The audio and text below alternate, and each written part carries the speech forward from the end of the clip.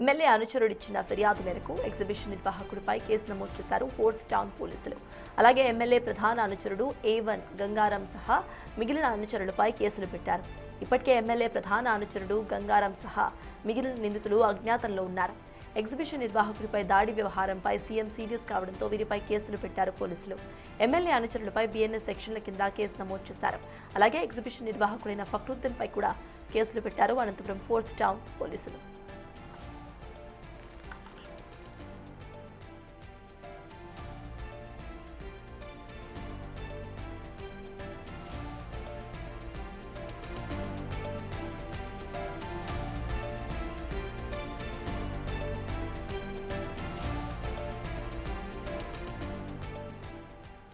Anantapuram MLA Daggubati వ్యవహారంలో కీలక మలుపు చోటు చేసుకుంది. ఇప్పుడు దీనికి సంబంధించిన పూర్తి డీటెయిల్స్ మా ప్రతినిధి యోగానంద్ అందిస్తారు. యోగానంద్ చెప్పండి, ఇటు దగ్గుపాటికి సంబంధించిన అనుచరులపై కేసు నమోదవ్వడం అర్థమవుతోంది. ఇటు ఎగ్జిబిషన్ నిర్వాహకుడిపై కేసు ఎందుకు నమోదైంది, ఆ కేసుకు సంబంధించిన డీటెయిల్స్ పోలీసులు ఏమంటున్నారు, అప్డేట్స్ ఏంటి యోగానంద్? సర్తాజ్ అనంతపురం అర్బన్ ఎమ్మెల్యే దగ్గుబాటి ప్రసాద్ వ్యవహారంలో కీలక మలుపు చోటు చేసుకుంది. ఏదైతే ఎగ్జిబిషన్ నిర్వాహకుడిపై దాడి ఘటన కేసులో ఇరువైపు కూడా అటు ఎగ్జిబిషన్ నిర్వాహకుడిపై అలాగే ఎమ్మెల్యే అనుచరులపై కూడా కేసు నమోదైంది.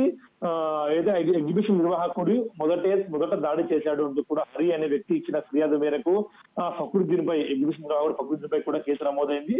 ఆ ఫక్రుద్దీన్ పై 115/2 351/2 కింద కేసు నమోదైంది. అలాగే ఎమ్మెల్యే అనుచరులు ప్రధానంగా ఎమ్మెల్యే అనుచరులు అయితే మాస్టర్ అమలేకి వచ్చి మాస్టర్ అమలే ట్రెపాసింగ్ చేసి అదేవిధంగా మాపై దాడి చేశారంటూ కూడా వాళ్ళు ఫిర్యాదు ఇవ్వడంతో ఫక్రుద్దీన్ ఫిర్యాదు ఇవ్వడంతో ఎమ్మెల్యే అనుచరులు ముఖ్యంగా గంగారం మరియు గంగారం డ్రైవర్ వీర అతని అనుచరులపై కూడా కేసు నమోదైంది. సుమారుగా వీరిపై 5 సెక్షన్ల కింద కేసు నమోదు చేసి పోలీసులు వారి కోసం గాలిస్తున్నారు. ఇది అయితే ఇప్పుడు 2 కేసులు స్వప్న కేసు ఇంకా ఎఫ్ఐఆర్ కాలేదని తెలుస్తోంది. అలాగే నంబూరి వయసు తగలబెట్టి కేసులు ఇంకా ఎఫ్ఐఆర్ నమోదు కాలేదని తెలుస్తోంది. ఈ 2 ఎఫ్ఐఆర్ నమోదు అయితే మాత్రం ఎమ్మెల్యే దగ్గుబాటి పరిస్థితుల్లో పడ్డట్టేనే అర్థమవుతుంది. ఖచ్చితంగా ఎందుకంటే వరుస 3 ఎఫ్ఐఆర్ నమోదు అయితే ఖచ్చితంగా వారిపై ఏదైతే కఠిన చర్యలు తీసుకునేందుకు కూడా పోలీసులు సీఎం అలా ఆదేశించారు. దీంతో గంగారం కోసం వేట కొనసాగిస్తున్నారు పోలీసులు. ఎక్కడ ఉన్నారో ఎటు వెళ్ళాలని కూడా పోలీసులు దర్యాప్తు చేస్తున్నారు. ఇప్పటికే 2 అనుచరులను అదుపు తీస్తున్నారు. మిగతా అనుచరుల కోసం కూడా పోలీసులు గాలిస్తున్నారు. సత్తం అయితే యోగానంద్,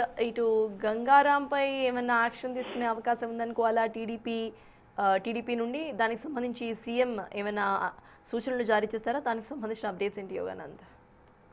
ఖచ్చితంగా సర్దార్, ఎందుకంటే వరుస పెట్టి వివాదాలు రావడంతో కూడా గతంలో నుంచి కూడా గంగారాం పేరు ఇటు పోలీస్ డైరీలో లేదంటే పొలిటికల్ గా కూడా నానుతూనే ఉంది. అనంతపురంలో డిప్యూటీ ఎమ్మెల్యేగా వ్యవహరిస్తున్నట్టు కూడా గంగారాంపై ఆరోపణలు వస్తున్నాయి. దీంతో గంగారాంపై చర్యలు తీసుకోవాలంటూ కూడా అనేక మంది టీడీపీ నాయకులే, ముఖ్యంగా స్వప్న లాంటి నాయకులు సీఎం ఫిర్యాదు చేయడం, అదేవిధంగా ఈ నంబూరి వయసు అతను కూడా టీడీపీ నేతే, ఇలాంటి వ్యక్తులంతా కూడా సీఎం కు లోకేష్ బాబుకు ఫిర్యాదు చేయడంతో దీనిపై సీరియస్ గా తీసుకున్న టీడీపీ అధిష్టానం కూడా వెంటనే కేసు నమోదు చేయాలంటూ కూడా పోలీసులు ఆదేశించి దీని ప్రకారం కేసు నమోదు చేస్తే ప్రస్తుతం అయితే ఒక ఎఫ్ఐఆర్ కూడా నమోదైంది. మిగతా 2 ఎఫ్ఐఆర్ కూడా త్వరలో నమోదయ్యే అవకాశం కూడా కనిపిస్తుంది. దీన్ని బట్టి గంగారాంపై ఖచ్చితంగా చర్యలు తీసుకునే అవకాశం కూడా మనకు కనిపిస్తుంది.